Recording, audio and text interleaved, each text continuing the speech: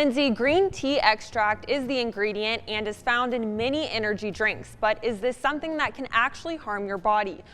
A lawsuit alleges one of those energy drinks could be linked to a death, raising a question: how much caffeine is too much? Can it kill? The FDA says it has received reports of 5 deaths and 1 heart attack, possibly linked to the energy drink. Imagine preparing for a mission. Your gear is sharp, your strategy is flawless, but your energy tanks because of 1 can of soda you slammed before stepping off. Mountain Dew, Pepsi Max, Fanta Orange. These aren't just snacks, they're liabilities to focus, endurance, and performance. Today, we're uncovering the soft drinks that act like sugar-coated landmines for your body and showing you 3 that actually support your stamina instead of stabbing it in the back. Before we move on, I'd like to ask you a small favor. If you appreciate this content, please take a second to like this video and subscribe to the channel. Over 98% of you watch the videos without subscribing. It costs you nothing, but it makes a huge difference to us. So did you click the subscribe button? Great, thank you so much. Now back to the video. Welcome back. We know caffeine helps with staying awake and keeping us energized, but one energy drink is causing concern. Most of us consumes caffeine in coffee, in tea, in soda, and lately, increasingly, in energy drinks. That's the popular drink called Celsius. People say it contains a highly toxic ingredient that can damage your liver. You think a can of soda is just a quick energy boost? The truth is, it can hit your body harder than live fire during training. A cold can promises clarity and power in seconds, but the reality is very different once the sugar, caffeine, and chemicals begin flooding the system.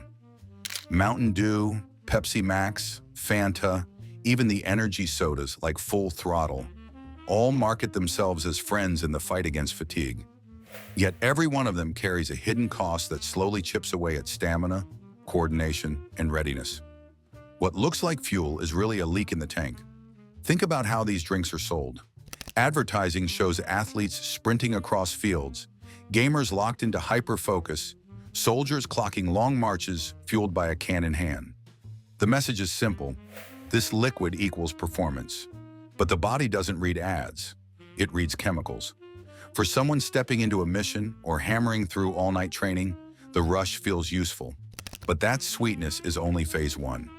The crash that follows comes faster than most people realize, and it doesn't slip in quietly. It wipes out focus and drains reaction time. Next question, can soda affect your mind? Caffeine acts like a stimulant, so it's pretty much like taking speed. And even suicidal thoughts. And just by consuming 1 to 2 cans a day can increase your risk for diabetes by 26%. A study out of Australia found those who consume 16 ounces of soda per day were 60% more likely of having depression. Take a gamer locked into a 12-hour session or a patrol soldier grabbing a Mountain Dew on the way out. Within minutes, the hit of sugar pushes blood glucose through the roof.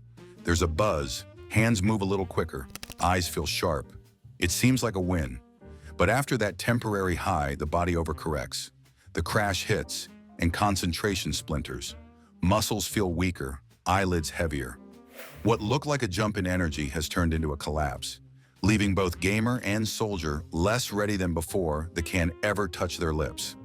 Mountain Dew doesn't just load in one stimulant. The blend couples sugar with caffeine in amounts that can hammer the central nervous system. That combination leaves users jittery, fidgeting when they should be steady, distracted when they should be focused. Over the long term, it encourages dependence, slowly dulling the body's natural rhythm of energy and recovery. Reaction speed, memory, even discipline and training can all suffer, not because of a lack of effort, but because of what was poured into the glass. Quote, listen to customers. A consumer backlash against aspartame has caused a huge drop in sales of diet sodas. Changing its Diet Pepsi formula, dropping the aspartame and replacing it with Splenda, another artificial sweetener. Executives at Pepsi and Coke blame the decline on the perception that aspartame is unsafe. Now look at Pepsi Max. At first, it seems like a tactical edge. 0 calories, same taste, no sugar penalty. But it's a decoy. The artificial sweeteners inside can play tricks on the brain, kicking up cravings and messing with the hunger signal. The body expects real sugar, doesn't get it, and still pushes for more food. The American Heart Association recommends no more than 25 grams of sugar per day for women and 36 grams for men. Soda doesn't have as much caffeine as coffee or some tea. This caffeinated carbonated beverage can have some serious health effects. That's right. But how much sugar does an average can of soda contain? 30 grams, 15 grams, I don't know. The answer is 32 grams. That loop can sabotage a disciplined diet faster than a skipped workout. For someone depending on sharp self-control, it's not a silent partner, it's a saboteur. Fanta Orange may seem innocent, even comforting. Many grew up with it, associating the flavor with simple pleasure. But that single can stash almost an entire day's worth of sugar intake. Before the first training session, the body is already loaded with glucose it doesn't need. The immediate consequence is fatigue that hits sooner and harder. The long-term cost is endurance that never reaches its peak. What feels like nostalgia is actually front-loading weakness directly into the bloodstream. Step into the world of energy drinks like Full Throttle, and the stakes climb higher. These cans aren't subtle. They combine sugar, caffeine, and additives designed to squeeze alertness from the body in minutes. That rush has a price: rising heart rate, shaky nerves, stomach turmoil. In missions that demand calm under fire or endless marches under the sun, those side effects aren't minor.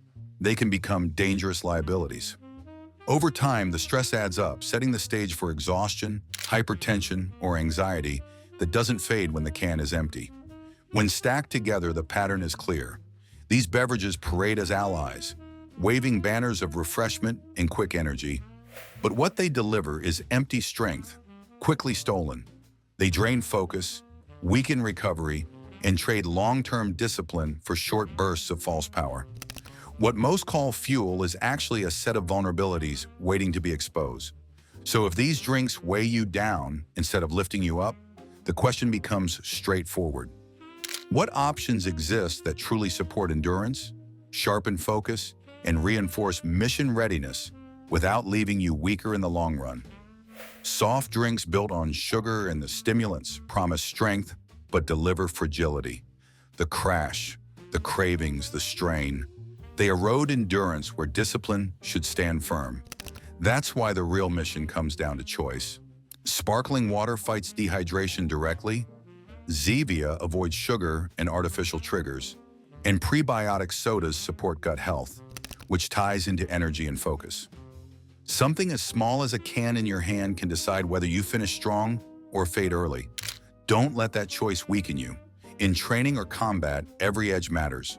Make sure your drink works with you, not against you.